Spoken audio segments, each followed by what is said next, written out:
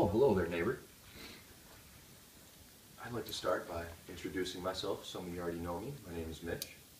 Me and my esteemed colleagues have prepared quite the video for you on respiratory emergencies.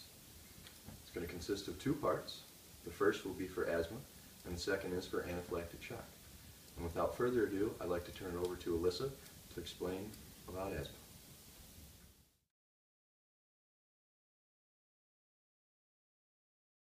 But what is asthma? Funny you should ask. Asthma is a chronic lung disease that inflames and narrows airways. What? It affects people of all ages, but most commonly starts during childhood. In the U.S., 25 million people have asthma, with 7 million of them being children. Asthma causes periods of wheezing, chest tightness, shortness of breath, and coughing. Treatment of symptoms when they first occur is crucial to prevent a severe asthma attack. Even when you feel fine, the disease can flare up at any time. No! Oh, hello again. Thank you, Alyssa, for that lovely explanation on asthma.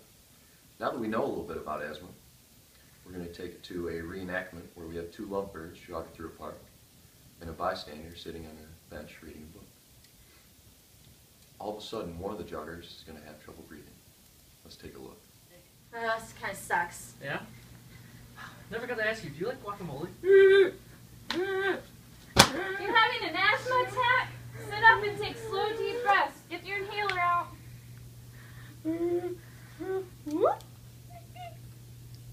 Remember to hold it in for 10 seconds. Wow, that was a pretty quick reaction by our first responder to that asthma attack. And after your initial response, you're going to have two scenarios that will play out. The first will be when the inhaler works. Let's take a look at that one.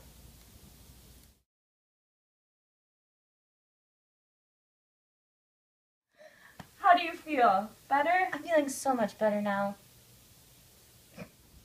Now let's see what to do when the inhaler doesn't work.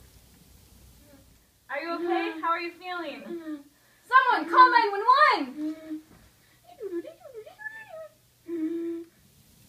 That concludes our reenactment for the asthma emergency. Now I'm going to turn it over to Robbie to summarize the steps you take as the first responder. So I'm going to tell you a story. About what? Emergency response to asthma. First, you help them sit up into a comfortable position. And if they need help with their inhaler, you shake it well. You remove the cap. And you have the person breathe out. And then you have them put the inhaler in their mouth and take a deep breath in. Hold it for 10 seconds. And then let it out. All the while, you're reassuring them that everything's going to be okay. And if the attack becomes severe, you call 911. So with that summary concludes the first part of our video pertaining to asthma emergencies. And the one thing I find myself wondering is if poor Robbie will ever find out if Tori likes guacamole. Anyways, onward. We're going to move to part 2 of our video, which pertains to anaphylactic shock. And now I'd like to turn it over to Tori to explain what anaphylactic shock is.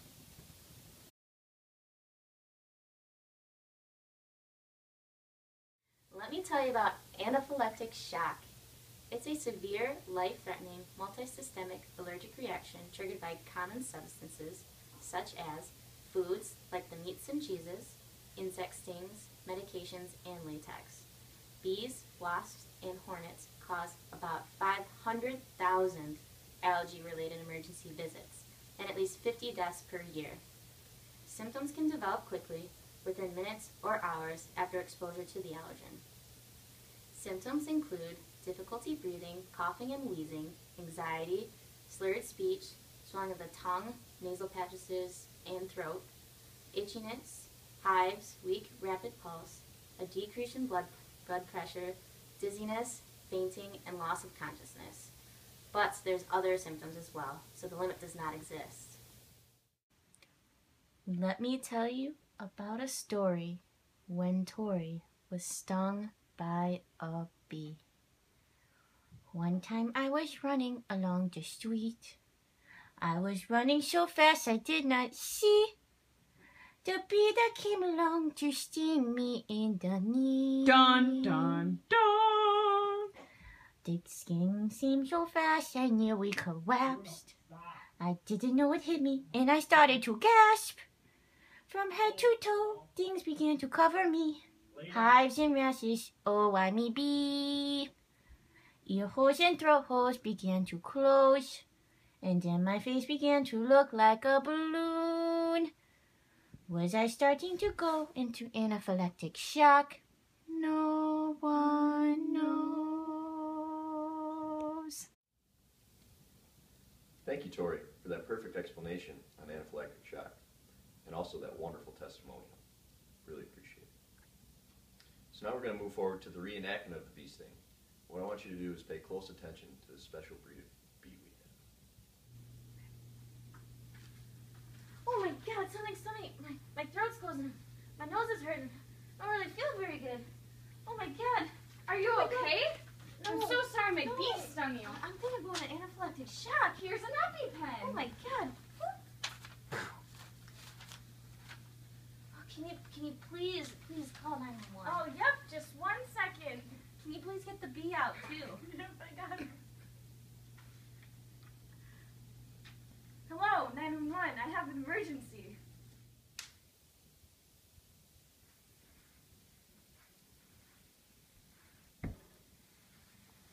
Wow. Thankfully that bee owner had an EpiPen handy.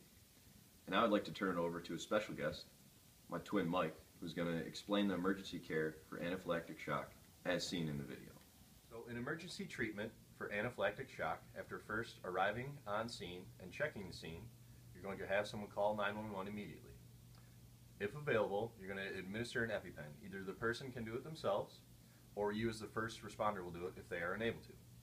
To use the EpiPen, you're going to remove the blue safety release by pulling it straight up, and then swing and firmly push the orange tip directly into the thigh until it clicks. Make sure to hold on thigh for approximately 10 seconds, then rub thigh for another 10 seconds.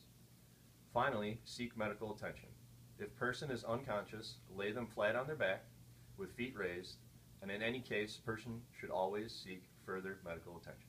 Thanks, Mike, for that explanation. Now I'd like to move forward to recap everything that we've learned so far. Oh, hello there. What is asthma? It's where the airways become inflamed.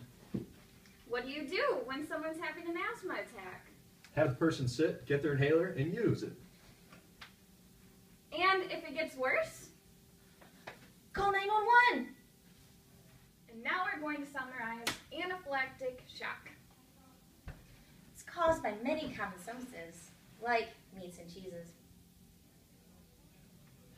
There are many common symptoms, including swelling of the airways, dizziness, and rash, and if not treated promptly, they can be fatal. A person should have an EpiPen with instructions, and if it goes to that point, they should call 911. Thanks for stopping by. Well, neighbors, that concludes our informational video on respiratory emergencies. I'd like to take this opportunity to thank you not only from myself, but from my colleagues for the opportunity to share this information with you. I hope that you've all learned just as much as we have from this experience.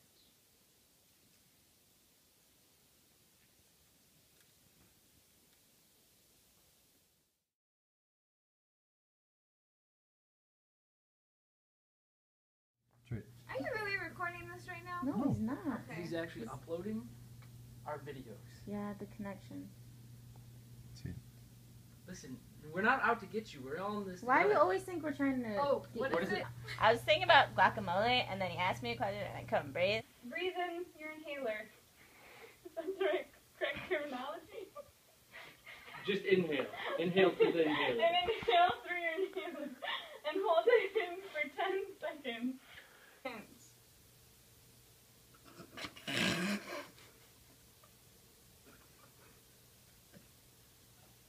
And the person's father, if they're in the neighborhood.